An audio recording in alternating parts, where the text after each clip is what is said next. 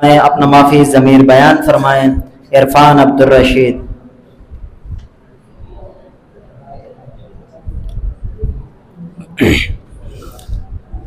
نحمده ونصلي عليه بسم الله الرحمن الرحيم قال الله تعالى في القرآن المجيد والفرقان الحميد إنا نحن نزلنا الذكر وإنا له لحافظون وقال النبي صلى الله عليه وسلم إن الله يرفع بهذا الكتاب أقواما ويضع به آخرين۔ میرے محترم و مکرم اساتذہ اکرام اور میرے عزیز طلبہ اکرام، السلام علیکم ورحمۃ اللہ وبرکاتہ۔ سامعین محترم، قرآن مجید ایک عظیم کتاب ہے۔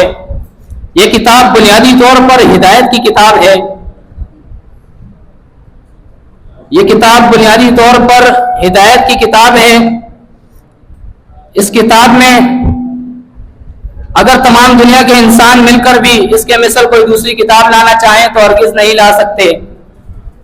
سورہ بنی اسرائیل کی آیت نمبر 88 میں اللہ تعالیٰ فرماتا ہے قُلْ لَئِنِ اجْتَمَعَتِ الْإِنسُ وَالْجِنُّ عَلَىٰ أَن يَأْتُوا بِمِثْلِ هَٰذَا الْقُرْآنِ لَا يَأْتُونَ بِمِثْلِهِ وَلَوْ كَانَ بَعْضُهُمْ لِبَعْضٍ ظَهِيرًا۔ اگر تمام دنیا کے انسان اور جنات مل کر بھی اس قرآن کے مثل کوئی دوسری کتاب لانا چاہے تو ہرگز نہیں لا سکتے، اگر ان کے بعض کے مددگار ہی کیوں نہ بن جائیں۔ سامعین مجلس، یہ قرآن دنیا میں سب سے زیادہ پڑھے جانے والی کتاب ہے۔ اس کتاب کے آنے سے پہلے والی تمام کتابوں کو منسوخ کر دیا گیا اور آج ان میں سے کوئی بھی اپنی اصلی شکل میں موجود نہیں۔ البتہ یہ قرآن ان تمام الہامی کتابوں کی تعلیمات کو اپنے اندر سمیٹے ہوئے ہے۔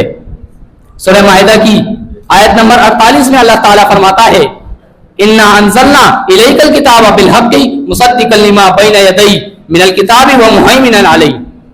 بے شک ہم نے اس قرآن کو حق کے ساتھ اتارا ہے اور یہ کتاب پہلے والی تمام الہامی کتابوں کی تصدیق ہے اور ان کی نگہبان ہے۔ سامعین مجلس، اس کتاب کی تعلیمات پر ذرہ برابر بھی شک نہیں کیا جا سکتا۔ کیوں؟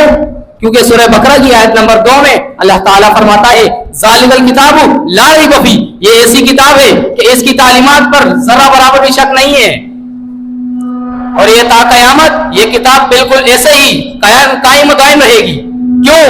کیونکہ اللہ تبارک و تعالیٰ نے اس کتاب کی حفاظت کا ذمہ خود لیا ہے۔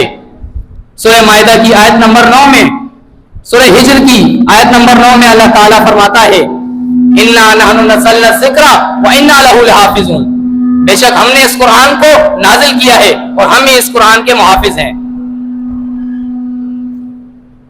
سامعین مجلس، یہ کتاب بعض قوموں کی بلندی اور ان کے زوال کا معیار اور ان کا پیمانہ بھی ہے۔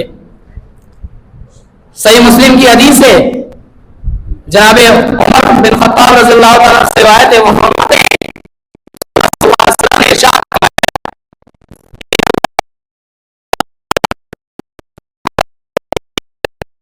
بے شک اللہ تعالیٰ اس قرآن کے ذریعے کئی قوموں کو عزت دیتا ہے اور اسی قرآن کے ذریعے سے کئی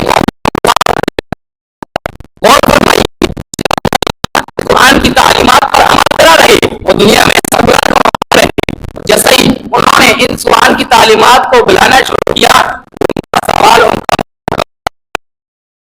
آج امت مسلم یہ چاہیے ان کا مقام اور بلند واپس مل جائے تو انہیں چاہیے اس قرآن کی اپنے قرآن کی خلاف ورزی